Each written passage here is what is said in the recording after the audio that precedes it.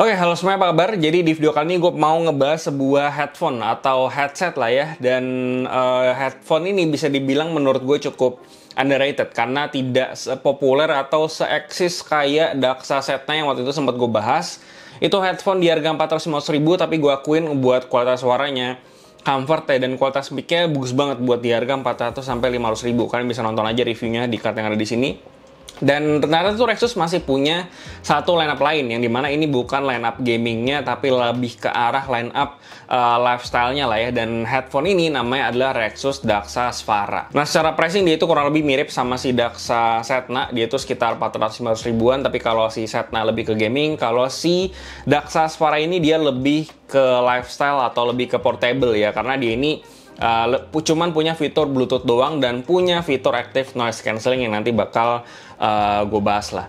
Nah, secara desain bisa dibilang dia simple banget, bener-bener simple, cuman pure warna hitam doang, dan dia cuma ada varian warna hitam doang ya, nggak ada warna yang lain. Jadi kalau misalnya dibawa keluar, ini sama sekali nggak malu-maluin. Dan secara desain menurut gue yang unik dari si headset ini adalah sistem adjustment-nya, yang dimana dia tuh pakai kayak semacam hinge atau tiangnya ini tuh bisa ditarik biar dia lebih manjang. Jadi kalau misalkan kita pakai, dia itu kayak apa ya? Kayak kelihatan di bagian sampingnya itu sedikit lebih ngelebar. Jadi ada kayak semacam spacingnya gitu di bagian sebelah sini. Lalu buat fittingnya sendiri, FYI aja, jadi kepala gue ini ukurannya lumayan besar. Jadi kalau misalkan gue pakai headphone kayak ATH M40X, terus pakai M50X, Sony MDR7506, itu harus sampai paling mentok dulu baru bisa muat. Dan gue di beberapa headphone itu banyak yang nggak muat. Jadi untungnya si Sfara ini dia tuh fittingnya gede guys. Jadi buat kepala yang gede ini bakalan muat sama kepala kalian. Jadi ya enaknya buat kepala gede sama kecil ini nggak bakalan pusing sama kalian. Dan bahkan di kepala gue ini tuh masih bisa lebih dikecilin lagi biar lebih pas lagi, biar lebih naik pas sama bagian bawah daun telinga gua. Jarak dari luar cup sampai ke bagian dalam drivernya juga cukup jauh, dan dia ada paddingnya lagi di bagian dalam biar nggak berasa keras ya. Jadi buat kalian yang telinganya lumayan ngelebar keluar gitu ya, itu nggak, harusnya sih nggak bakal berasa sakit karena di telinga gua nggak berasa sakit juga. Nah, selain itu untuk clampingnya sendiri, minimal di kepala gue sempet pakai ini tuh sekitar 2-3 jaman. Ini gue nggak ngerasa clampingnya sampai sakit. Clampingnya masih lumayan berasa, dia cukup neken, tapi nggak yang sampai bikin sakit kepala. Jadi buat kalian yang commuting, naik pesawat, kereta berjam-jam, ini harusnya bakal aman. Dan overall soal comfort, gue nggak ada komplain sama sekali. Nah, berhubung headphone ini memang ditujuin buat portable, jadi dia itu dapat semacam carrying bag. Jadi di sini gue cukup seneng karena lebih gampang dibawa kemana-mana juga. Headphone-nya juga bisa kita lipat-lipat begini, biar bisa masuk ke dalam si carrying bag-nya. Dan carrying bag-nya juga cukup slim, jadi buat masuk ke dalam tas segala macam ini bakalan lebih enak karena nggak perlu spacing yang lebar di tas juga. Lalu selain itu di sini kita juga ada dapat kayak semacam kabel Type C to USB A itu buat ngecharge, terus dapat juga USB C to jack 3,5 buat ke PC ataupun laptop kalau kalian mau pakai di mode wired. Lalu untuk koneksi Bluetooth-nya dia pakai koneksi Bluetooth 5.3. Cara pairingnya juga gampang, itu tinggal tekan tombol powernya doang buat nyalain dan dia langsung masuk ke mode pairing. Gue coba tes ke PC, laptop, HP gue, itu overall nggak ada problem, langsung ke connect-nya gampang banget. Lalu buat kontrolnya dia itu ada di bagian cup yang sebelah kanan. Dia itu ada tombol volume up, volume down, sama tombol power di bagian tengah. Terus juga dia di bagian samping cup yang sebelah kanan itu juga ada tombol buat ganti-ganti antara mode ANC on, off, sama transparency mode. Lalu untuk mode ANC-nya sendiri, menurut gue ANC-nya ini gue cukup kaget karena ternyata cukup bagus. Terutama kalau dibandingin sama Rexus S8 Pro yang sebelumnya pernah mereka rilis juga. Di sini ANC-nya menurut gue jauh lebih ke isolasi, lebih kedap juga. Terus juga ya tentu aja jaga ekspektasi kalian, jangan sampai bandingin headphone kayak gini sama model-model kayak Sony WH-1000X Mark 3, 4, 5 dan seterusnya itu, karena ya udah beda kelas juga, beda harga. Ini cuma di range harga 450.000. Intinya buat 450.000 active noise cancellingnya menurut gue udah tergolong bagus lah, udah cukup bisa ngisolasi semua suara yang di seling kita. Dan buat transparency mode-nya menurut gue mikrofon dari si Daxa Sfara ini udah cukup bagus dan nggak bikin suaranya jadi terlalu artificial banget lah. Menurut gue intinya buat ANC sama transparency mode-nya udah bagus buat di range harga 500 dan 400 ribuan ini. Buat mic-nya karena dia memang bukan headset gaming, jadi dia nggak punya boom mic. Tes yang kalian dengerin sekarang ini adalah suara mic dari Daksa Suara. Menurut gua kualitasnya lumayan oke buat harga sekitar 400-500 ribuan.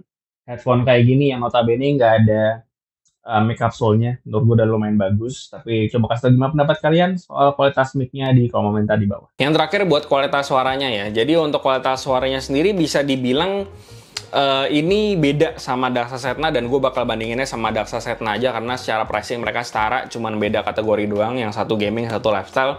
Jadi secara karakter suara si Daksa Suara ini lebih ngebas, karena kalau di Daksa Setna itu kan dia lebih ke mid-centric atau vokal centric. Jadi secara impact, secara depth untuk low-nya si Daksa Suara ini menurut gue lebih bagus di sana.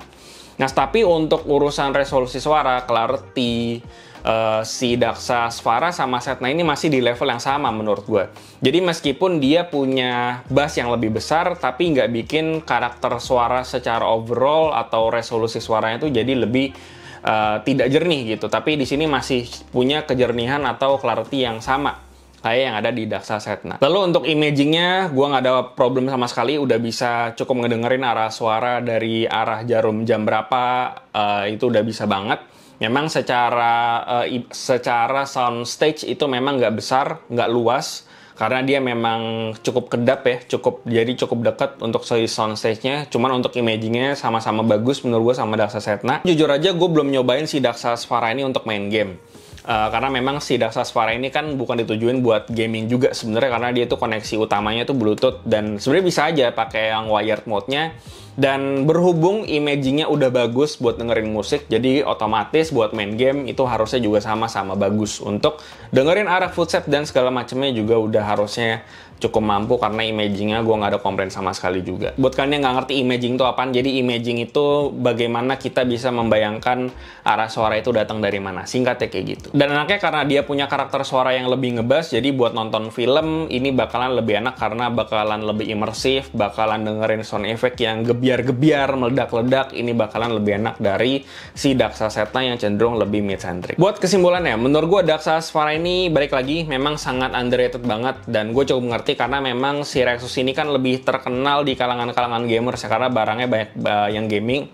Sementara si Daksa Svara ini kan lebih cenderung mencoba approach ke arah yang lebih market yang lebih general, atau lebih mengarah ke market yang lebih ke arah lifestyle gitu. Jadi makanya kenapa si Daksa Svara ini menurut gue cukup underrated. Meskipun secara sound quality, secara comfort, fitur ANC dan transparency mode-nya menurut gue udah cukup bagus buat di harga 400-500 ribu.